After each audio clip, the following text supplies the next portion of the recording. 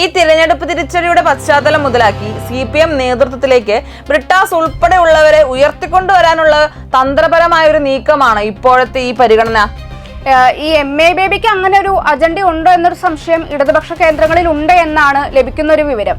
പിണറായി വിജയന്റെ നല്ല കാലത്ത് അദ്ദേഹത്തോടൊപ്പം നിന്ന ചിലര് ഇപ്പോൾ മറുകണ്ഠം ചാടി പുതിയ ശാക്തിക ചേരി സൃഷ്ടിക്കാൻ ശ്രമിക്കുന്നുണ്ട് എന്നാണ് പറയപ്പെടുന്നത്.